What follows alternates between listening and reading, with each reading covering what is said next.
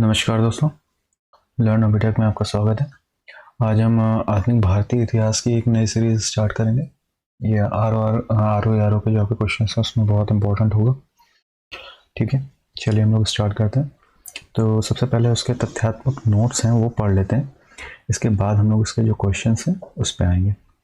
तो यूरोपीय कंपनियों का जो आगमन हुआ था वो उसमें किस तरह से क्या क्या कार्यक्रम हुए, क्या क्या घटनाएं घटित हुई, पहले हम लोग वो जान लेते हैं। तो सबसे पहले वास्को डी गामा जो था वो गुजराती पथ प्रदर्शक अहमद इब्न मजीद की सहायता से भारत के पश्चिमी तट पर स्थित जो बंदरगाह कालीकट था वहां पर 20 मई 1498 को आया। तो क्वेश्चन दोस्तों इसमें इस तरीके से बन सकता है कि वास्को डी गामा कालीकट बंदरगाह पर कब आया, डेट दे देंगे तो उसमें 20 मई 1498 हो जाएगा। या आपसे ये पूछ सकते हैं कि वास्को डी गामा 20 मई 1498 को किस बंदरगाह पर उतरा था, तो वो कालीकट हो जाएगा। ये क्वेश्चन बहुत कम पूछा जाता है लेकिन आप ध्यान कर सकते हैं, अहमद इब्न मजीद की सहायता से, जो गुजराती पथ प्रदर्शक था उसकी सहायता से ये कालीकट बंदरगाह पर आया था। उस समय का जो तत्कालीन शासक था जिसका नाम था जमोरिन, उसने वास्को डी गामा का स्वागत किया था। ठीक है। 1505 ईस्वी में फ्रांसिस्को द अल्मीड़ा भारत में प्रथम पुर्तगाली वायसराय बनकर आया। तो क्वेश्चन ये बन सकता है कि जो भारत में प्रथम पुर्तगाली वायसराय था उसका नाम क्या था, तो फ्रांसिस्को दी अल्मीड़ा। ये कब आया था, तो 1505 में आया था दोस्तों। पुर्तगाली यात्री वास्को डी गामा ने भारत के मार्ग की, स्पेनी यात्री कोलंबस ने अमेरिका की, ब्रिटेन के कैप्टन कुक ने ऑस्ट्रेलिया की, हॉलैंड के तस्मान ने वॉन डीमंस लैंड यानी वर्तमान जो तस्मानिया है और न्यूजीलैंड की खोज की थी। दोस्तों को इसमें नॉर्मली जो वास्को डी गामा और कोलंबस ही ज़्यादा फेमस है, तो क्वेश्चन भी ज़्यादातर इन्हीं में से ही बनता है कि वास्को डी गामा ने किसकी खोज की थी, तो भारत के मार्ग की खोज की थी। और जो स्पेन यात्री कोलंबस था उसने अमेरिका के जो समुद्री मार्ग थी उसकी खोज की थी। इसी तरीके से जो ब्रिटेन के कैप्टन कुक था उसने ऑस्ट्रेलिया के मार्ग की। हॉलैंड का जो तस्मान था उसने वॉन डीमंस लैंड यानी कि वर्तमान में जो तस्मानिया बोला था उसकी, इसी के नाम से तस्मानिया हुआ, और न्यूजीलैंड की खोज की थी। ठीक है। आगे पुर्तगालियों के भारत में प्रथम दुर्ग जो था वो जो यूरोपीय दुर्ग भी था उसका नाम अल्फांसो द अल्बुकर्क द्वारा 1503 में कोचीन में कराया गया था। ठीक है। जो भारत में पुर्तगालियों का प्रथम दुर्ग था वो जो अल्फांसो द अल्बुकर्क था उसके द्वारा 1503 में कोचीन में कराया गया था। ठीक है। भारत में यूरोपीय व्यापारिक कंपनियों के आगमन का क्रम क्या है, तो सबसे पहले दोस्तों जानते हैं कि पुर्तगीज आए थे। ठीक है। 20 मई 1498 को जब वास्को डी गामा ने कालीगढ़ बंदरगाह पे कदम रखा था, तो सबसे पहले हमारे उसी के बाद ही ये सब घटनाएं चालू हुई हैं। 1503 में कोचीन में दुर्ग का जो अल्फांसो द अल्बुकर्क है उसने कोचीन में दुर्ग का निर्माण कराया। इसी तरीके से जो 1505 है उसमें फ्रांसिस्को द अल्मीड़ा था जो भारत में प्रथम पुर्तगाली वायसराय बन के आया। ठीक है दोस्तों। पुर्तगाली के बाद डच आए, डच के बाद अंग्रेज, अंग्रेज के बाद डेन, डेन के बाद फ्रांसीसी। अब इनमें से जो सबसे शक्तिशाली साबित हुए जिन्होंने यहाँ राज किया वो थे, कौन थे, अंग्रेज। ये ऐसी शक्ति थी जिन्होंने इनसे भी सामना किया, यानी पुर्तगीज, डच, डेन और फ्रांसीसी से भी लड़े। इसके अलावा जो भारतीय रियासतें थी उनसे भी उन्होंने लड़ाई करके अपनी शक्ति स्थापित की और यहाँ पर अपना पूरा साम्राज्य डेवलप किया भारत में, और लूटा भी यहाँ पर, और लेके यहाँ से जितना भी सामान हो सकता था लूट के ले गए। सोने की चिड़िया कहा जाता था, आप सबको पता है अपना भारत देश। ठीक है। यूरोपीय शक्तियों में सर्वप्रथम पुर्तगाली व्यापारियों ने भारत में सामुद्रिक व्यापारी केंद्र स्थापित किए। ठीक है। जो यूरोपीय शक्ति थी उनमें से जो सर्वप्रथम पुर्तगाली थे उन्होंने क्या किया था, व्यापारी जो पुर्तगाली व्यापारी थे उन्होंने भारत में सामुद्रिक यानी कि जो व्यापारिक केंद्र होते हैं उन्हें स्थापित किया था। दिसंबर 1600 को 1600 ईस्वी में ब्रिटेन की जो महारानी थी एलिजाबेथ प्रथम ने इसे पूर्व के साथ व्यवहार के लिए, ठीक है, जो व्यापार था उसके लिए 15 वर्षों के लिए अधिकार पत्र प्रदान किया था। ठीक है, एक घटना पूछी जा सकती है कि 1600 ईस्वी में क्या हुआ था। तो दिसंबर 1600 ईस्वी में ब्रिटेन की जो महारानी थी एलिजाबेथ प्रथम, उन्होंने व्यापार करने के लिए, पूर्व के साथ व्यापार करने के लिए 15 वर्षों के लिए अधिकार पत्र प्रदान कर दिया था। ठीक है, जहांगीर के शासनकाल में इंग्लिश ईस्ट इंडिया कंपनी ने सर्वप्रथम 1611 ईस्वी में मसूलीपट्टनम तथा मछलीपट्टनम में एक अस्थायी कारखाना स्थापित किया था। ध्यान रखिएगा, 1600 में जैसे ही इनको अधिकार प्राप्त हुआ 15 वर्षों के लिए, यानी 1615 तक के लिए अधिकार मिल चुका था कि आप व्यापार कर सकते हो पूर्व से। तो इंग्लिश ईस्ट इंडिया कंपनी ने सबसे पहले काम किया कि सर्वप्रथम 1611 ईस्वी में जो मसूलीपट्टनम था, जिसे हम मछलीपट्टनम भी बोलते हैं, वहां पर एक अस्थायी कारखाना स्थापित कर दिया। ठीक है, और अगर आपसे क्वेश्चन पूछेगा कि जो स्थायी कारखाना था वो कहाँ पर स्थापित हुआ, तो वो दोस्तों 1613 ईस्वी में सूरत में डेवलप करवाया गया था, जो कि प्रथम स्थायी कारखाना का था इंग्लिश इंडिया कंपनी का। ठीक है, 1661 ईस्वी में इंग्लैंड के सम्राट जो चार्ल्स द्वितीय था, उसका विवाह किससे हो गया? पुर्तगाल की राजकुमारी कैथरीन से हो गया। ठीक है, तो चार्ल्स को दहेज में यानी उपहार के रूप में बम्बई गिफ्ट किया गया था। ठीक, जिसे 1668 में 10 पाउंड वार्षिक किराए पर ब्रिटिश ईस्ट इंडिया कंपनी को दे दिया गया। ठीक, यानी कि 1661 में क्या हुआ, जो इंग्लैंड का जो राजा था, सम्राट था चार्ल्स द्वितीय, उसकी शादी हो गई पुर्तगाल की जो राजकुमारी कैथरीन थी। ठीक है, 1661 में, और जो बम्बई था वो उस चार्ल्स को क्या दे दिया गया? दहेज दे दिया गया, यानी कि उपहार में दे दिया गया।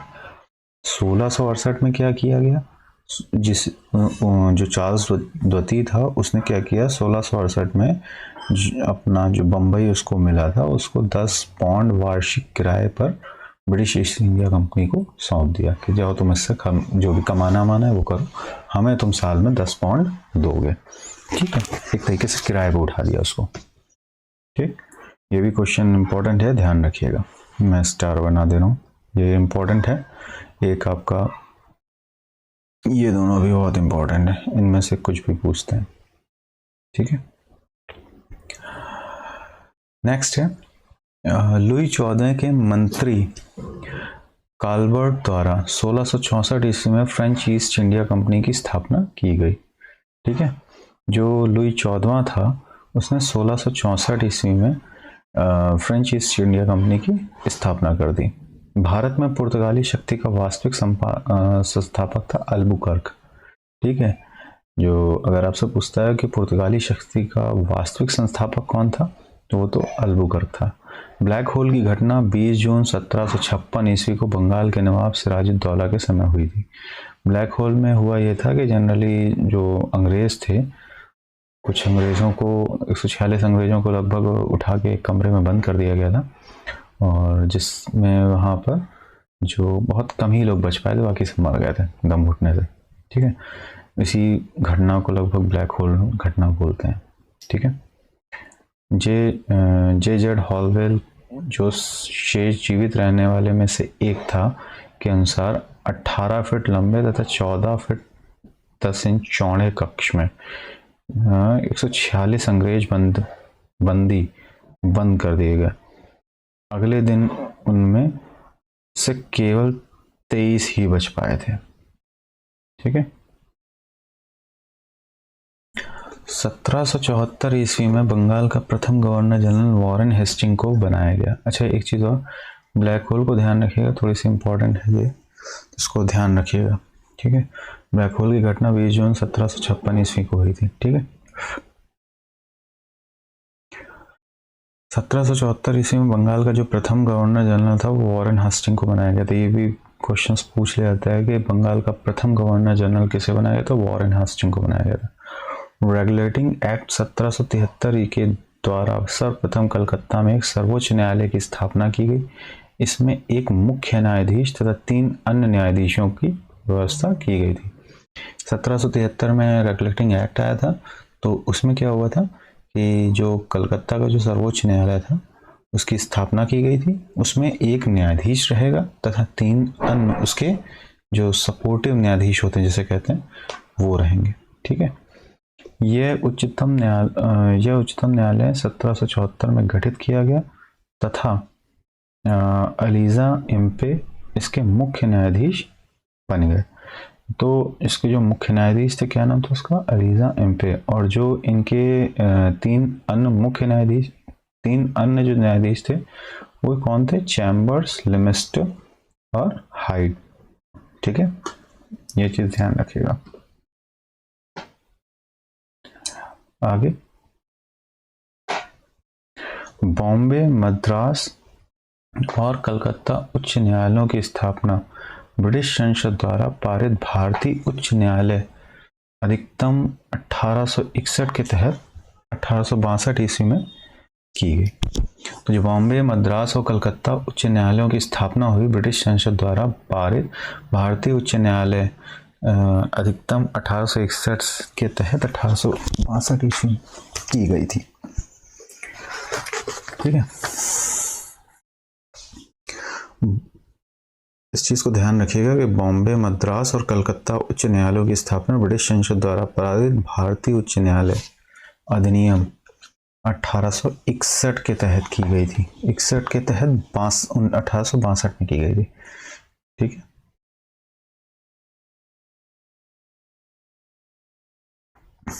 अब क्षेत्रीय राज के बारे में जान लेते हैं। जो इसमें आंग्ल मैसूर युद्ध हुआ था उसके बारे में कुछ जान लेते हैं। प्रथम आंग्ल मैसूर युद्ध 1767 से 69 में हुआ था। ठीक है, जो पहला युद्ध था वो 67 से 69 तक चला था।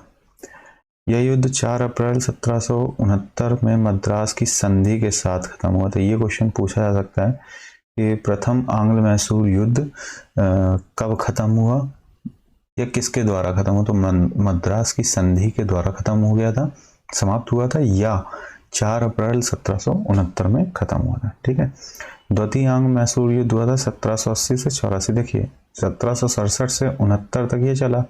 ठीक है, उसी के अप्रॉक्स 10 साल बाद 1780 से 84 में दूसरी बार यानी द्वितीय आंग्ल मैसूर युद्ध। इसमें कौन था, हैदर अली ने निजाम तथा मराठों के साथ मिलकर अंग्रेजों के विरुद्ध एक मोर्चा बनाया था। किसने, हैदर अली ने निजाम तथा मराठों के साथ मिलकर। ठीक है, तो 1867 से 69 तक पहला युद्ध हुआ आंग्ल मैसूर का, जो कि मद्रास की संधि से खत्म हो गया था।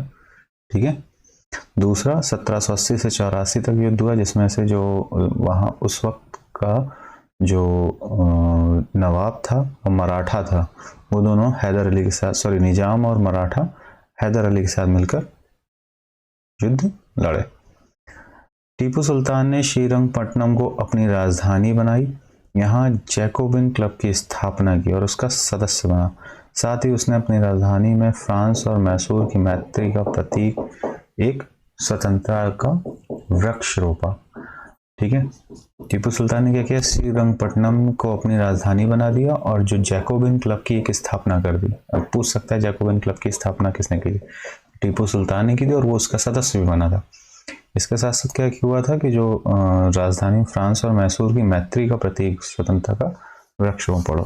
ठीक है, इसके अलावा आ जाओ तृतीय आंग्ल मैसूर युद्ध कब हुआ था, 1790 से 92। देखो पहला हुआ था 1767 से 69 तक। ठीक है, उसके जस्ट 10 साल बाद अप्रॉक्स 1780 से 84 तक वो हुआ। ठीक है, उसके 6 साल बाद ये 1790 से 92, 2 साल के लिए ये तृतीय आंग्ल युद्ध चला। यही रिंगपट्टनम की जो संधि थी जो 1792 में हुई थी तभी समाप्त हुआ था। ठीक, फिर चतुर्थ क्या हुआ, टीपू सुल्तान चतुर्थ आंग्ल मैसूर युद्ध 1799 में हुआ। ये दौरान अंग्रेजों से लड़ते हुए मारा गया। तो ये नॉर्मल इतना पूछा नहीं आता, पर ये पूछ सकते हैं कि टीपू सुल्तान की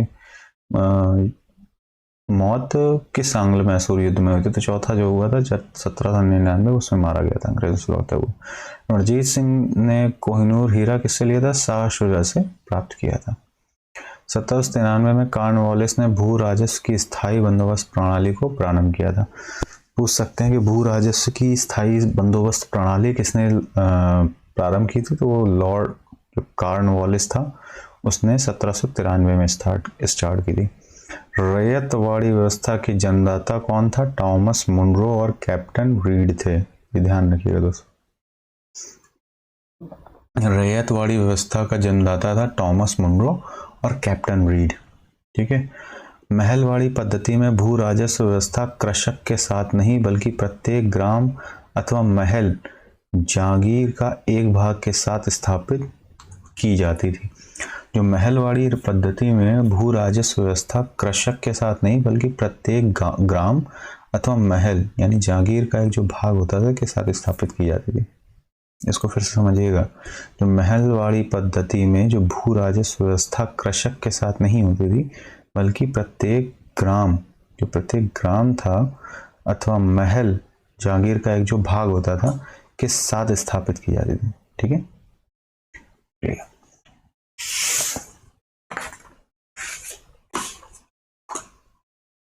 आगे, भारतीय राष्ट्रीय कांग्रेस ने 1896 में अपना कलकत्ता अधिवेशन में आधिकारिक तौर पर बहिर्गमन के सिद्धांत को स्वीकार किया था।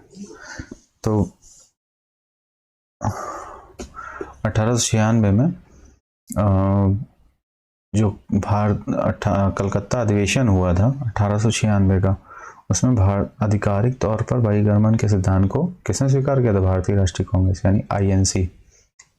दादा भाई नौरोजी 1825 से 1917 के बीच जो थे, उन्होंने क्या किया था ने 1865 में WC बनर्जी और मनमोहन घोष और फिरोज शाह मेहता आदि के साथ मिलकर लंदन इंडियन सोसाइटी का गठन किया था।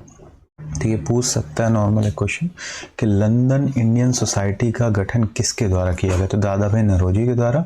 कब किया गया? 1865 ईस्वी में किया गया। ठीक है। इसके सदस्य कौन कौन थे इनके साथ जो मिल के मतलब कार्य इन्होंने किया था? तो WC बनर्जी, मनमोहन घोष, फिरोज शाह मेहता के साथ मिलकर लंदन इंडियन सोसाइटी का गठन किया था। नेक्स्ट आते हैं 1857। ये बहुत इंपॉर्टेंट है, बहुत ही इंपॉर्टेंट, इससे क्वेश्चन जरूर आते हैं। तो सबको ये चीज पता ही है कि 1857 क्रांति कैसे स्टार्ट हुई थी। बेसिकली ये स्टार्ट हुई थी चर्बी लगे कारतूसों का जो प्रयोग हो रहा था उससे ज्वाला भड़की थी, और मंगल पांडे नाम का एक सैनिक था जिसने बैरकपुर छावनी में उत्पात मचाया था। फिर धीमे धीमे सपोर्ट मिला और ये जो चिंगारी थी वो कायदे से 10 मई को हवा ले ली। ठीक है। चर्बी लगे कारतूस का प्रयोग भारत के प्रथम स्वतंत्रता संग्राम 1857 के विद्रोह का तत्कालीन कारण था। ये उस समय का सबसे मेन कारण था चर्बी लगे कारतूसों की। इसकी वजह से ये धर्म पर आ गया था। इसमें गाय और सुअर चर्बी दोनों मिला के यूज किया जाता था। गाय हिंदुओं के लिए बहुत पवित्र थी और सुअर का जो था वो मतलब जो मुस्लिम थे उनके लिए बिल्कुल भी पवित्र नहीं माना जाता था, इसलिए दोनों के ही दिलों को आहत पहुंची थी, जिस वजह से ये एक कारण बहुत ही उस समय का बहुत ही तत्कालीन कारण था। 29 मार्च 1857 को बैरकपुर में सैनिकों ने चर्बी वाले कारतूस का प्रयोग करने से इनकार कर दिया था और एक सैनिक जिसका नाम मंगल पांडे था ने अपने सहायक सेना अधिकारी पर आक्रमण कर उसकी हत्या कर दी थी। ठीक है। मंगल पांडे ने 1857 की जो क्रांति में क्या किया था, जो सहायक सेना अधिकारी था उस पर आक्रमण कर उसकी हत्या कर दी थी। 1857 की क्रांति का प्रारंभ जो हुआ था 10 मई को मेरठ से हुआ था। ठीक है, 10 मई को मेरठ से स्टार्ट हो गया था। बरेली में रुहेलखंड के उत्तराधिकारी खान बहादुर खान ने 1857 के विद्रोह की रहनुमाई की थी। बरेली में रुहेलखंड के उत्तराधिकारी खान बहादुर खान के विद्रोह की रहनुमाई की थी, मतलब बढ़ चढ़ के हिस्सा लिया था, उनकी एक तरीके से लीडरशिप की थी। मुगल सम्राट बहादुर शाह द्वितीय ने उन्हें वायसराय के पद पर नियुक्त किया था। ठीक है। झांसी में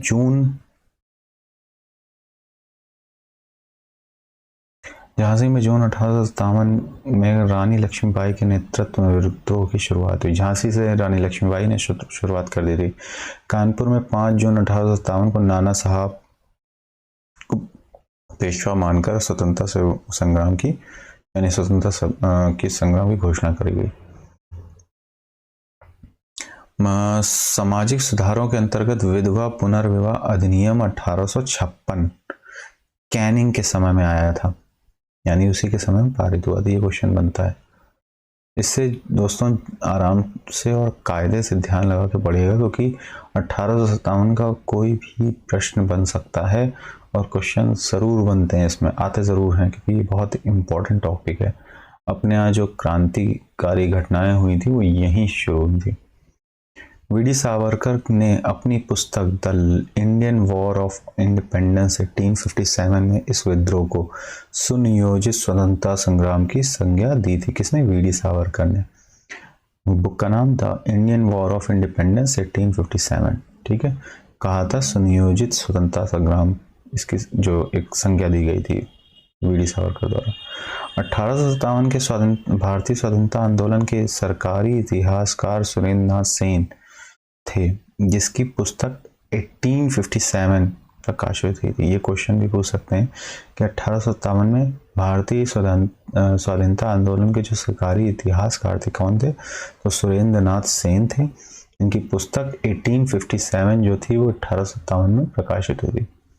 मजूमदार ने ही 1857 के विद्रोह को तथा कथित प्रथम राष्ट्रीय स्वतंत्रता संग्राम, न प्रथम न राष्ट्रीय और न ही स्वतंत्रता संग्राम था, कहा था। किसने? मजूमदार ने 1857 के विद्रोह को तथा कथित उस समय प्रथम राष्ट्रीय स्वतंत्रता संग्राम, न प्रथम न राष्ट्रीय न ही स्वतंत्रता संग्राम, किसने? मजूमदार ने बोला था,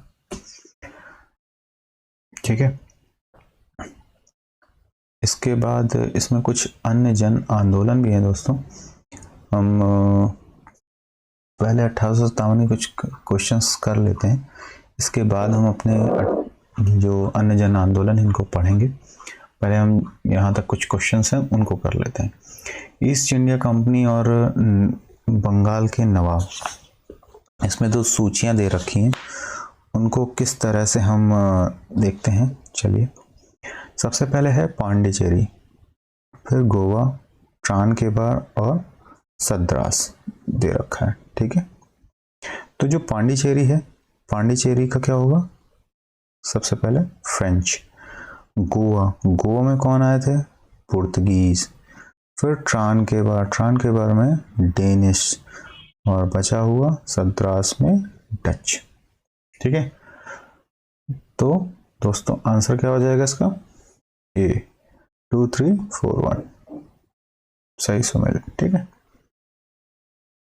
Pondicherry French, Goa Portuguese, Tranquebar Danish, Sadras Dutch. Next है, निम्नलिखित में से कौन भारत आने वाला यात्री पुर्तगाली देश का नहीं था? तो टुआर्ट बारबोसा, दूसरा है डोमिंगा पायस, पीटर मुंडी, फर्नाओ नुनीस, ठीक है। तो इसमें जो पीटर मुंडी था वो पुर्तगाली देश का नहीं था, बाकी सब पुर्तगाली देश के थे। ये एक ब्रिटिश नागरिक था जो पीटर मुंडी था, नाम से ही है पीटर।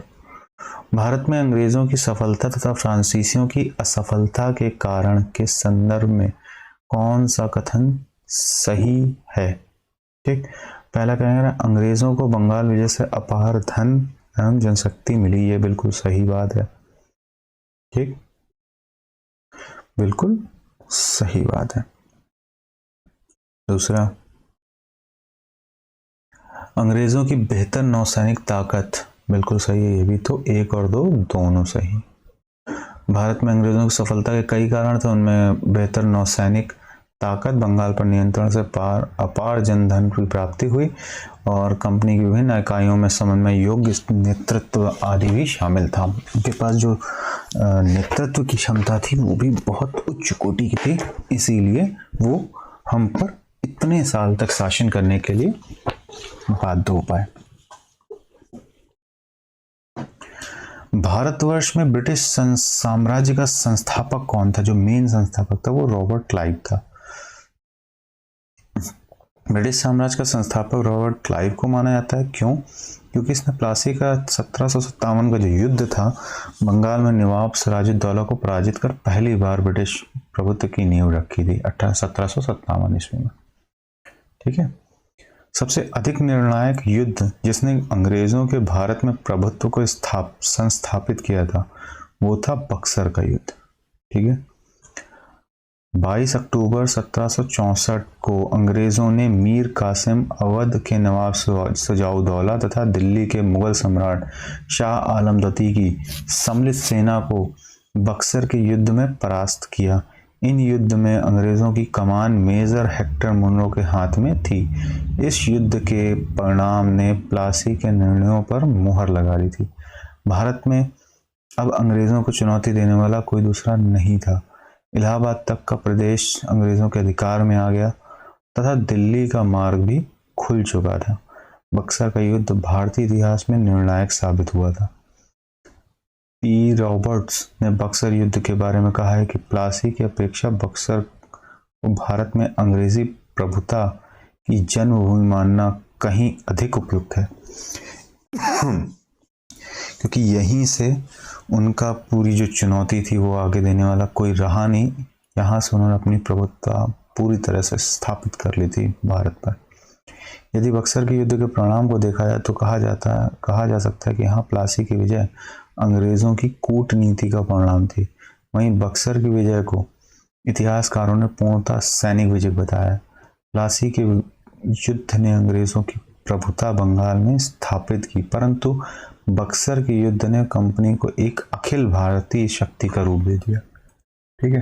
प्लासी से क्या हुआ था कि वो जीत तो गए थे, लेकिन बक्सर के युद्ध की वजह से उनको एक अखिल भारतीय, मतलब पूरे भारत में उनको एक सत्ता की जो चाह थी वो मिल गई और उनको पूरे भारत में एक प्रसिद्धि मिल गई कि इनसे कोई लड़ नहीं सकता। मुगल बादशाह द्वारा नियुक्त बंगाल का अंतिम सूबेदार कौन था? तो वो था मुर्शीद कुली खां। ठीक है। मुगल सम्राट फर्रुख शाह द्वारा 1717 ईस्वी में मुर्शीद कुली खान को बंगाल का गवर्नर यानी सूबेदार नियुक्त किया गया था। मुर्शीद कुली खान की मृत्यु के पश्चात उसका दामाद सुजाउद्दीन बंगाल का सूबेदार बना। इसे तत्कालीन मुगल सम्राट मोहम्मद शाह रंगीला द्वारा मान्यता प्राप्त की गई। अतः मुगल सम्राट की नियुक्त बंगाल का अंतिम गवर्नर जनरल कौन था? मुर्शीद कुली खान था। ठीक है।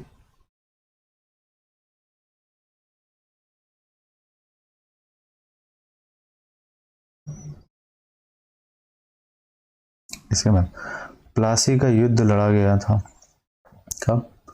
1757 ईस्वी में। ठीक है। बक्सर का 1764 ईस्वी में। 1764 22 अक्टूबर। प्लासी वर्तमान समय इसका नाम है पलासी का युद्ध मैदान पश्चिम बंगाल राज्य के नदिया जिले में भागीरथी नदी के किनारे स्थित है। यहाँ 23 जून 1757 को हुए प्रसिद्ध युद्ध में रॉबर्ट क्लाइव के नेतृत्व में अंग्रेजी सेना ने बंगाल के नवाब सिराजुद्दौला की सेना को हरा दिया था। निम्नलिखित में से जिस एक शासक ने ईस्ट इंडिया कंपनी को दीवानी प्रदान की वह था शाह आलम द्वितीय था। ईस्ट इंडिया कंपनी जिसको दीवानी प्रदान की थी। इलाहाबाद की द्वितीय संधि अगस्त 1765 के अनुसार शाह आलम को अंग्रेजी संरक्षण में ले लिया गया था। इसे इलाहाबाद में रखा गया। इलाहाबाद तथा कड़ा के जो क्षेत्र नवाब ने छोड़ दिए थे शाह आलम को मिले। 12 अगस्त 1765 में अपने फरमान द्वारा मुगल बादशाह शाह आलम द्वितीय ने कंपनी को बंगाल, बिहार और उड़ीसा की दीवानी स्थायी रूप से दे दी थी। नेक्स्ट है सूची। इलाहाबाद की संधि कब हुई? एक्सपा चैपाल की संधि ला बुर्दनासे द्वारा मद्रास पर अधिकार और डुप्ले की पदच्युति, ये कब हुई? ठीक है। तो इसमें आंसर क्या हो जाएगा? इलाहाबाद की संधि ये हुई थी 1765 की, अभी हम लोगों ने ऊपर पढ़ा हुआ है। फिर एक्सला चैपल की संधि ये कब हुई थी? ये हुई थी 1748 में। ला बुर्दनासे द्वारा मद्रास पर अधिकार ये कब किया गया था? ये हुआ था 1746, ठीक है। बचा हुआ डुप्ले की प्रत्युक्ति वो हुई थी 1754 में। तो इसका आंसर क्या हो जाएगा दोस्तों? इसका आंसर हो जाएगा 9 का बी, ठीक है।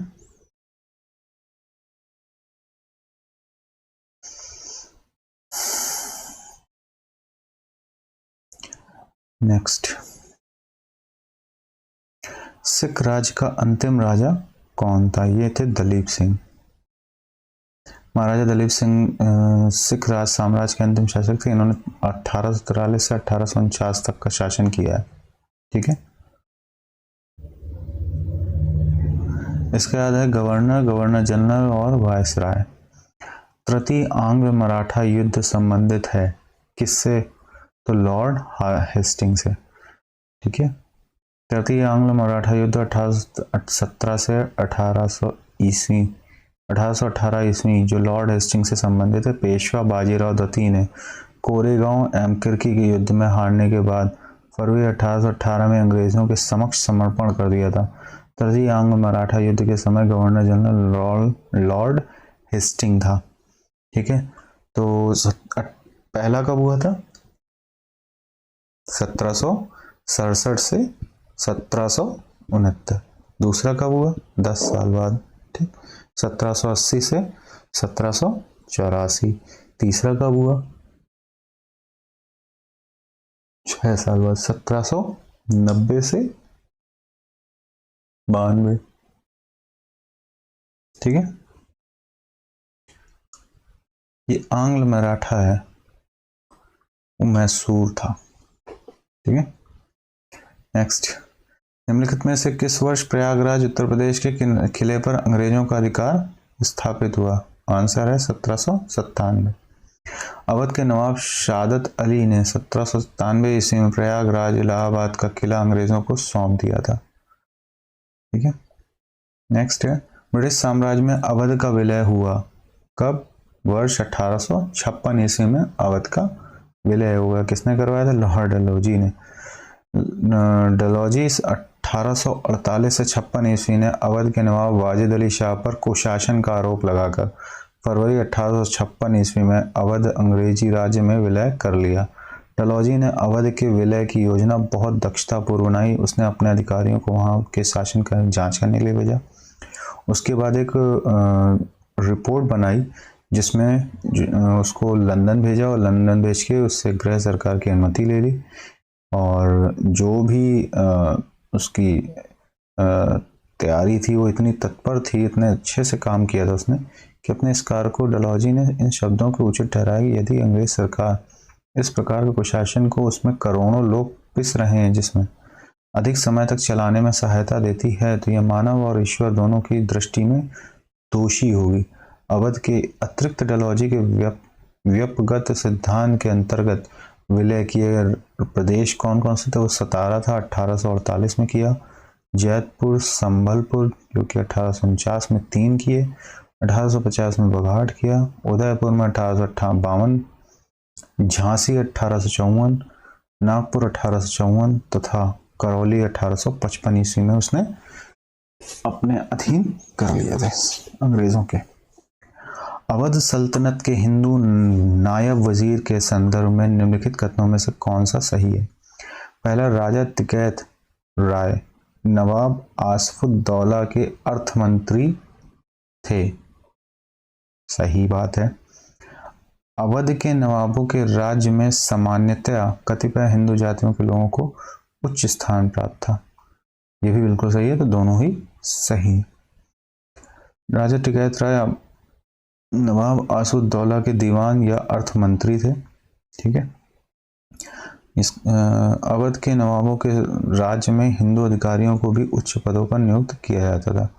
उदाहरणतः आसफुद्दौला के दीवान राजा टिकैत राय व राजा झाऊलाल एवं नवाब सफदरगंज जंग के प्रधानमंत्री व सेना नायक राजा नकलाज व आदि हिंदू जाति के ही थे, ठीक है। यही चीज वो पूछ रहा था कि अवध के नवाबों के राज्य में समानता कतिपय हिंदू जातियों के राज्यों को उच्च स्थान प्राप्त था, तो बिल्कुल था, ठीक है।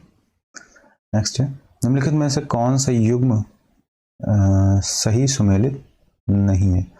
तो इसमें जैसे हेक्टर मुनरो है, बक्सर का युद्ध, क्या सही है?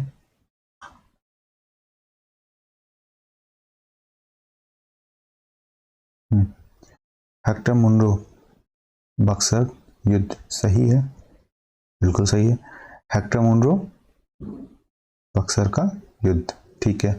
लॉर्ड हेस्टिंग, आंग्ल नेपाल युद्ध, ठीक है। लॉर्ड वेलेजरी चतुर्थ, आंग्ल मैसूर युद्ध, बिल्कुल सही है। लॉर्ड कॉर्नवालिस तृतीय, आंग्ल मराठा युद्ध, नहीं, उस समय लॉर्ड हेस्टिंग था, ठीक है। तो यहां पर हो जाएगा चौथा, ठीक है। तृतीय आंग्ल मराठा युद्ध 1817 से 18, जो कि हेस्टिंग के समय में हुआ था, लॉर्ड कॉर्नवालिस के समय में नहीं हुआ था, ठीक है। छठा, निम्नलिखित में से किस गवर्नर जनरल ने भारत में दास प्रथा को समाप्त किया था? तो उसका नाम है लॉर्ड एलन बरो, जिसने यहाँ से जो दास प्रथा थी वो पूर्णतः समाप्त की थी। 1843 के एक्ट वी के द्वारा भारत में तत्कालीन गवर्नर जनरल लॉर्ड एलन बरो ने दास प्रथा का उन्मूलन किया था। इसका कार्यकाल 42 से 44 तक था, 2 साल का था। निम्नलिखित घटनाओं पर विचार कीजिए, उनको कालक्रम अनुसार व्यवस्थित करना है। क्या? सिक्किम का विलय, झांसी का विलय, पंजाब का विलय और वर्मा का विलय, बताइए। तो सबसे पहले किसका हुआ था विलय? पंजाब का विलय, ठीक। पहले हो जाएगा पंजाब, ठीक। फिर पंजाब के बाद कौन था? पंजाब के बाद था सिक्किम, ठीक है। पंजाब के बाद सिक्किम, उसके बाद बर्मा का विलय, ठीक है। उसके बाद वर्मा का विलय, फिर झांसी, झांसी बाद में हुई थी, ठीक। तो आंसर इज थर्ड, क्या क्या बनाया तुम लोगों ने? Third, first, fourth, third, first, fourth, third, first, fourth, ठीक है, बी, ठीक। विकल्प देख लेते हैं। सिक्किम 1850 में हुआ, पंजाब 1849, बर्मा 1853, झांसी 1854 और ये चारों हो गए।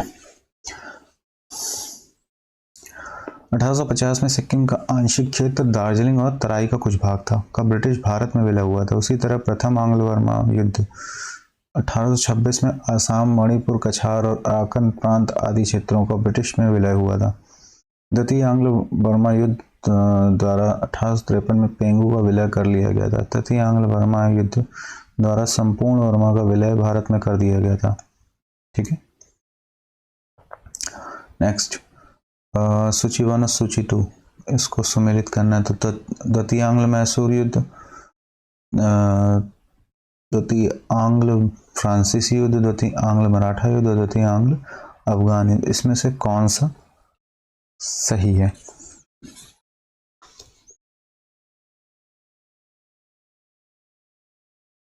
इसको सम्मिलित करना है, ठीक है। तो द्वितीय आंग्ल मैसूर युद्ध इसका कब हुआ था? 1780 से 84 के मध्य हुआ था, पीछे भी हम लोग एक बार देख चुके हैं।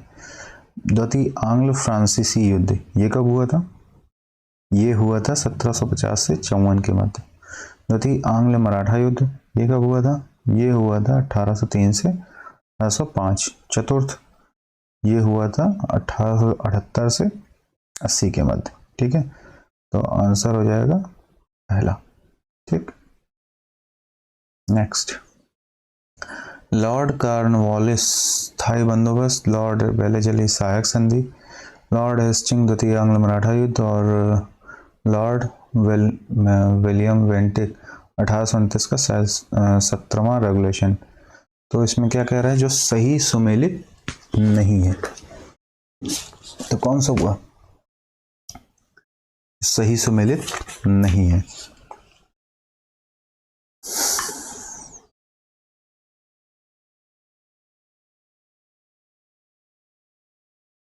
हो जाएगा तृतीय, क्यों? द्वितीय आंग्ल मराठा युद्ध 1803 से 1805 के बीच में वेलिजेरी के काल में हुआ था। लॉर्ड हेस्टिंग के काल में तृतीय अंतिम यानी आंग्ल मराठा युद्ध 1817 से 1818 हुआ था। तृतीय आंग्ल मराठा युद्ध में मराठों की पराजय के पश्चात हेस्टिंग ने पेशवा की गद्दी समाप्त कर दी तथा पश्चिम भारत में स्थित पेशवा का समस्त प्रदेश बम्बई प्रेसिडेंसी में सम्मिलित कर लिया गया। इसके अतिरिक्त कंपनी ने बुंदेलखंड, मालवा और शेष भारत जिस पर पेशवाओं का प्रभुत्व था सब राजनीतिक अधिकार कर लिया। अन्य तीनों युग्म सुमेलित हैं, यानी कि यही एक जो था वो गलत है। ठीक है,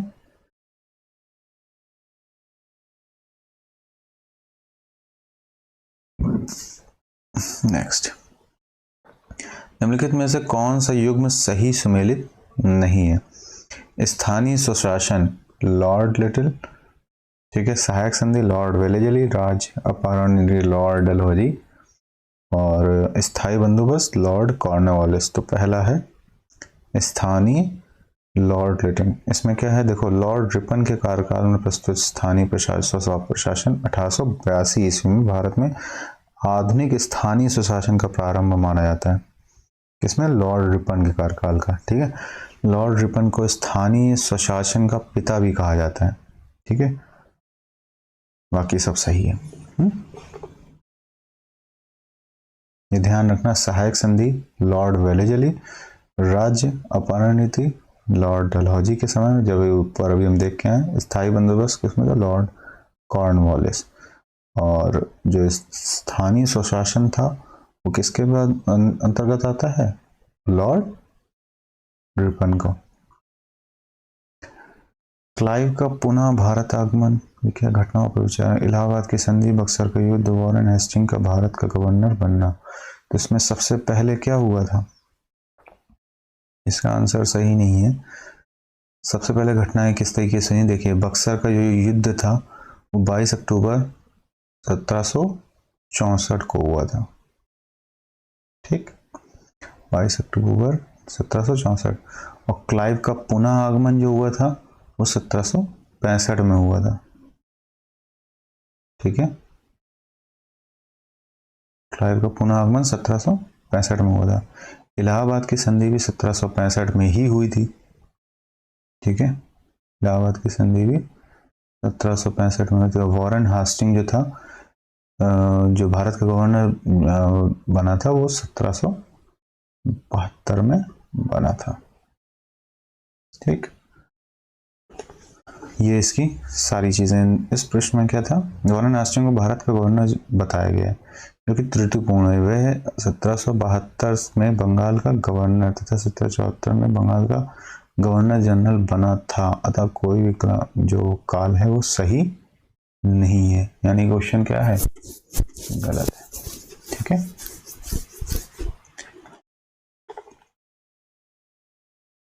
नेक्स्ट, ब्रिटिश भारत में सैन्य बल पर केंद्रीय राजस्व का कुल कितना प्रतिशत व्यय होता था? तो 40% जो व्यय होता था। यदि भी इस तरह के प्रश्न उत्तर देता था। 40% ही इन्होंने माना है। 18वीं शताब्दी के उत्तरार्ध में किसे प्रायः कंपनी बहादुर की शान शौकत का स्थानीय प्रतिनिधित्व कहा जाता था? किसे कहा जाता था? दरोगा को, क्योंकि कंपनी बहादुर की शान शौकत माना जाता था। ठीक है, 1793 ईस्वी में लॉर्ड कॉर्नवालिस ने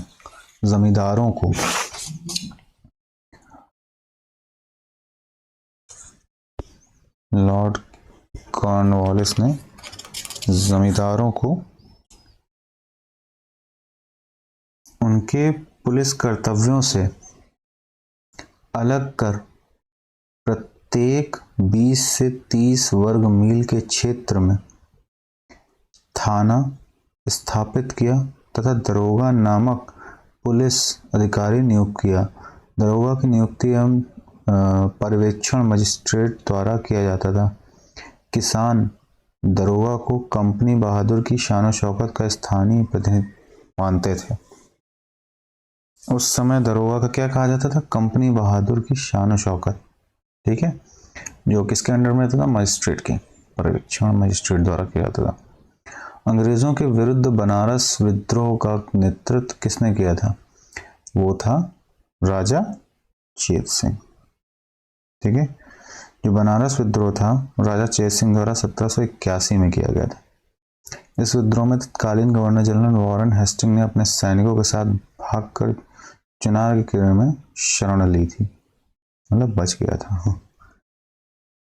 ठीक है। 15, किस वायसराय की हत्या अंडमान निकोबार द्वीप समूह में जब वह भ्रमण पर था एक दंडित अपराधी द्वारा कर दी गई थी? कौन? Lord Mayo. ठीक है, लॉर्ड मेयो जो 1869 से 72 तक की थी कार्यकाल, उसकी हत्या अंडमान निकोबार द्वीप समूह में भ्रमण के दौरान शेर अली नामक पठान द्वारा कर दी गई थी। ठीक है, और ये पहला ऐसा वायसराय था जिसकी हत्या उसके कार्यकाल में ही हो गई। ठीक है, ये क्वेश्चन इंपॉर्टेंट हो सकता है क्योंकि ये पहला ऐसा प्रथम वायसराय था जिसकी हत्या उसी के कार्यकाल में ही हो गई, 1869 से 72 के बीच। ठीक है, नेक्स्ट, प्राचीन स्मारक संरक्षण एक्ट किस गवर्नर जनरल के कार्यकाल में पारित हुआ? तो ये लॉर्ड कर्जन है जिसके अंतर्गत पारित हुआ था टाइम पीरियड में। प्राचीन स्मारक संरक्षण अधिनियम 1904 ईस्वी के द्वारा लॉर्ड कर्जन ने भारत में पहली बार ऐतिहासिक इमारतों की सुरक्षा एवं मरम्मत की ओर ध्यान देते हुए 50,000 पाउंड की धनराशि का आवंटन किया था। इस कार्य के लिए भारतीय पुरातत्व सर्वेक्षण को एकीकृत एवं केंद्रीय स्वरूप देते हुए जॉन मार्शल को इसका नया महानिदेशक नियुक्त किया गया था। ठीक है, नेक्स्ट, फूट डालो और राज करो की रणनीति अपनाई गई थी किसके द्वारा? कर्जन और मिंटो के द्वारा। फूट डालो और राज करो की रणनीति कर्जन और मिंटो दोनों के द्वारा अपनाई गई थी। इस नीति के तहत मिंटो ने पृथक निर्वाचन प्रणाली को प्रोत्साहित किया। लॉर्ड कर्जन के शासनकाल में ब्रिटिश सरकार ने स्पष्ट रूप से मुस्लिम समर्थक और हिंदू विरोधी नीति अपनाई। इस नीति के ही प्रतीक के रूप में 1905 में बंगाल विभाजन किया गया। बंग भंग का उद्देश्य प्रशासन की सुविधा उत्पन्न करना नहीं था जैसा दावा किया गया, बल्कि उसके दो स्पष्ट उद्देश्य थे। एक, हिंदू मुस्लिम को लड़ाना, दूसरा, नवजागृत बंगाल को चोट पहुंचाना। इस प्रश्न का ठीक है,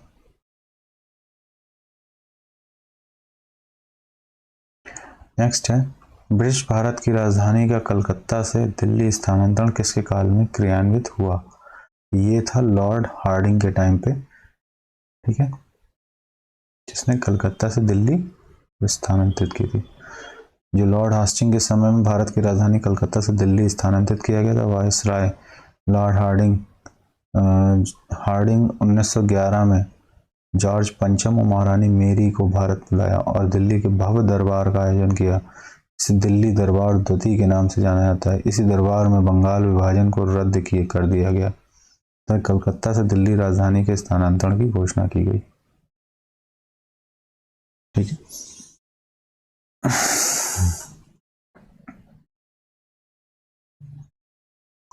अंग्रेजों ने रैयतवाड़ी बंदोबस्त कहाँ लागू किया था?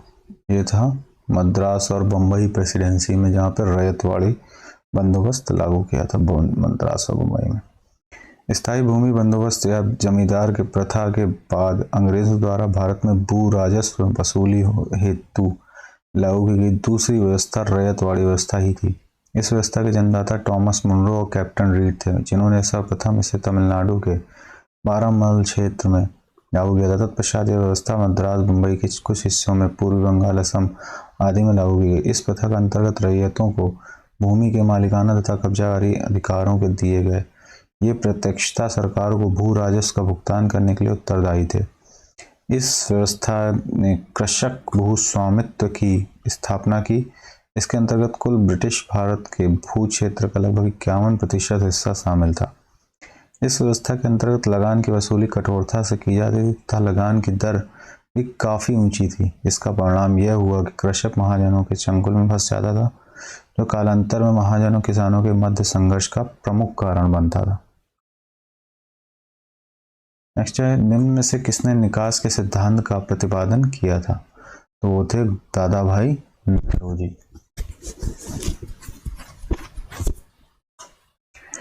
बहिर्गमन की राष्ट्रवादी परिभाषा का तात्पर्य भारत से धन संपत्ति और माल का इंग्लैंड से हस्तांतरण था।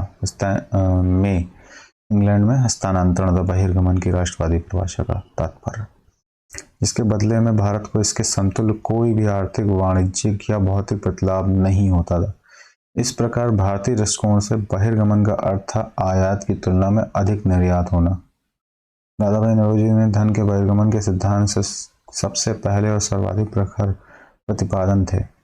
उन्होंने अपने पुस्तकों एवं लेखकों England's duties to India, poverty and un British rule in India, the wants and means of India, on the commerce of India के माध्यम से अफवाह सिद्धांत का प्रतिपादन किया। एक अन्य प्रख्यात भारतीय नेता रमेश चंद्र दत्त ने भी धन के बहिर्गमन का सिद्धांत पर बल दिया था। उन्होंने अपने लिए इकोनॉमिक हिस्ट्री ऑफ इंडिया के मत में प्रकट किया था कि सकल राजस्व का आधा भाग प्रतिवर्ष भारत से बाहर चला जाता है। भारतीय राष्ट्रीय कांग्रेस 1896 में अपने कलकत्ता अधिवेशन में आधिकारिक तौर पर बहिर्गमन के सिद्धांत को स्वीकार किया और उस समय कांग्रेस ने घोषणा की देश में पड़ने वाले अकालों और लोगों के निर्धनता कारण वर्षों से लगातार चला जा रहा धन का बहिर्गमन है, जिसकी वजह से यहाँ पे अकाल और भुखमरी जैसी समस्याएं हैं। ठीक है, किसने यह विचार किया था भारत में ब्रिटिश आर्थिक नीति घिनौनी है? तो ये थे कार्ल मार्क्स, जिसने कहा था ब्रिटिश आर्थिक नीति घिनौनी है। कैसे? कार्ल मार्क्स ने यह विचार व्यक्त किया था कि ब्रिटिश आर्थिक नीति घिनौनी है। असम में सर्वप्रथम चाय कंपनी की स्थापना कब हुई थी? 1839 में हुई थी। असम में सर्वप्रथम चाय कंपनी की स्थापना 1839 में हुई थी। यह कंपनी 5 लाख रुपए की पूंजी के साथ इंग्लैंड में स्थापित की गई थी तथा नजीरा असम में इस कंपनी का मुख्यालय था। असम कंपनी का भारत की सबसे पुरानी व्यावसायिक चाय कंपनी है जो वर्तमान में भी कार्यरत है। कौन सी? द असम कंपनी, जो कि 1839 में चालू की गई थी अंग्रेजों के द्वारा। नेक्स्ट है, निम्नलिखित में से कौन भारत का एकमात्र यहूदी वायसराय था? उसका नाम है लॉर्ड रीडिंग। भारत का एकमात्र यहूदी वायसराय लॉर्ड रीडिंग 21 से 26 था। इसके समय चौरी चौरा घटना, स्वराज पार्टी गठन और रोलेट एक्ट निरसन आदि हुआ था। कौन था? Lord reading. ठीक है,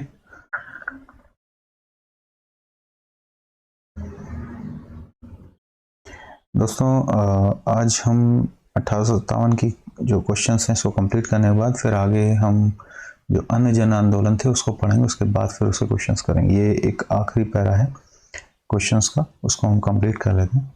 तो 1857 के निम्नलिखित क्रांतिकारियों में से किसका वास्तविक नाम रामचंद्र पांडुरंग था? उसका नाम था तात्या टोपे। तात्या टोपे को रामचंद्र पांडुरंग भी बोलते हैं। तात्या टोपे 1814 से 1869 को रामचंद्र पांडुरंग के नाम से भी जाना जाता है। 1857 के स्वतंत्रता संग्राम के प्रमुख नेता थे, जिनका जन्म महाराष्ट्र के योला गांव में हुआ था। वे अपने पिता पांडुरंग राव टोपे के साथ बिठूर आ गए थे, जहाँ वे पेशवा के दत्तक पुत्र धोदू पंत, जिन्हें नाना साहब के नाम से भी जाना जाता है। किसके? पेशवा के दत्तक पुत्र धोदू पंत, जिन्हें नाना साहब कहते हैं, महाराजा माधव सिंह जी के मित्र बन गए। 1857 में जब लॉर्ड डलहौजी ने नाना साहब को उनके पिता की पेंशन से वंचित कर दिया, उधर तात्या टोपे पहले से ही ब्रिटिश को शत्रु मान चुके थे। दोनों ने मिलकर कानपुर में ईस्ट इंडिया कंपनी की भारतीय टुकड़ियों को जीतकर नाना साहब के आधिपत्य को स्थापित किया। तात्या स्वयं सेना के कमांडर इन चीफ बन गए। नाना साहब से अलग होने के बाद तात्या टोपे अपना मुख्यालय कालपी ले गए और रानी लक्ष्मी के साथ मिलकर दोनों ने मिलकर बुंदेलखंड क्षेत्र में विद्रोह का नेतृत्व किया। जनरल फिरोज ने ग्वालियर के उस समय ऐतिहासिक युद्ध में उन्हें हराया, जिसमें रानी लक्ष्मीबाई वीर गति को प्राप्त हो गई थी। ग्वालियर खो देने के पश्चात तात्या टोपे ने सागर एवं नर्मदा क्षेत्र में खानदेश और राजस्थान क्षेत्र में सफलतापूर्वक गुरिल्ला युद्ध का संचालन किया। 1 वर्ष तक ब्रिटिश सेनाएं उन्हें पकड़ने में नाकाम रही।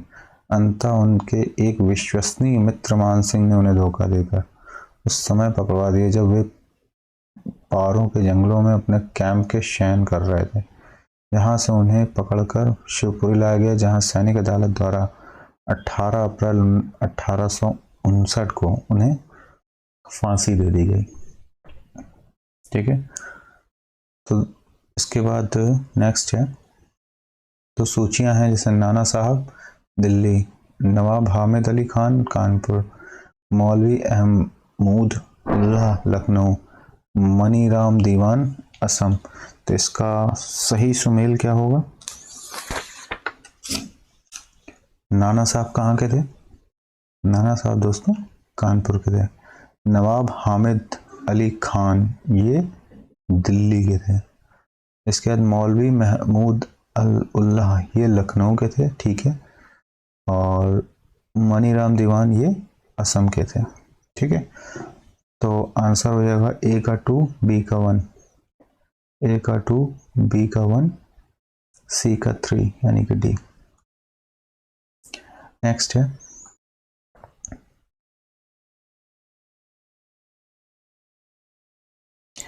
अठारह के विद्रोह के दौरान बहादुर शाह ने किसे साहब ए आलम बहादुर का खिताब दिया है? वो थे बख्त खान। 1857 के विद्रोह के दौरान बहादुर शाह द्वितीय ने बख्त खान को साहिब ए आलम बहादुर का खिताब दिया था। बख्त खान ईस्ट इंडिया कंपनी में सूबेदार के पद पर था। तब कंपनी की ओर से उन्होंने प्रथम अंग्रेज अफगान युद्ध में भाग लिया था। 1857 के विद्रोह के समय बहादुर शाह ने अपने बड़े पुत्र मिर्जा मुगल अथवा मिर्जा जहीरुद्दीन को मुख्य सेनापति घोषित किया, किंतु विद्रोहियों का वास्तविक नेतृत्व बख्त खान के पास था। ठीक है, नेक्स्ट है, 1857 के विद्रोह के समय भारत का गवर्नर जनरल कौन था? तो वो था लॉर्ड कैनिंग। ये क्वेश्चन दोस्तों आ सकता है कि 1857 के विद्रोह के समय भारत का गवर्नर जनरल कौन था? तो वो था लॉर्ड कैनिंग। 1857 के विद्रोह के समय भारत का गवर्नर जनरल लॉर्ड कैनिंग 1856 से 58 था। लॉर्ड कैनिंग भारत में ईस्ट इंडिया कंपनी द्वारा नियुक्त अंतिम गवर्नर जनरल था। ब्रिटिश सम्राट के अधीन नियुक्त भारत का पहला वायसराय यानी 1858 से 62 ईस्वी था। सैन्य सुधारों के अंतर्गत कैनिंग ने भारतीय सैनिकों की संख्या घटाकर उनके हाथों से तोपखाने के अधिकार को छीन लिया। न्यायिक सुधारों के अंतर्गत कैनिंग ने दक्षिण इंडियन हाई कोर्ट एक्ट 1861 द्वारा बंबई, कलकत्ता, मद्रास में एक ही उच्च न्यायालय की स्थापना की। सामाजिक सुधारों के अंतर्गत कैनिंग ने विधवा पुनर्विवाह अधिनियम 1856 पारित किया। ये क्वेश्चन पूछ सकता है कि बंबई, कलकत्ता और मद्रास का जब स्थापना हुई उच्च न्यायालय की तो लॉर्ड कैनिंग था। 1856 जो विधवा पुनर्विवाह अधिनियम है उस समय भी लॉर्ड कैनिंग था जिसके समय पारित हुआ था। ठीक है,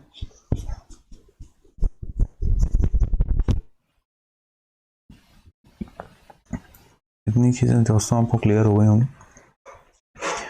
आज हम इस सेशन को यहीं रोकते हैं। अगला सेशन नेक्स्ट स्टार्ट करेंगे जब अन्य जन आंदोलन पढ़ लेंगे तो उसके क्वेश्चंस हम लोग ट्राई करेंगे। तब तक के लिए हम लोग अलविदा लेते हैं दोस्तों। ठीक है, आप लोग ऐसे पढ़ते रहिए, मस्त रहिए, अच्छे से पढ़िए और अपना सिलेक्शन लीजिए। नमस्कार दोस्तों, जय हिंद, जय भारत।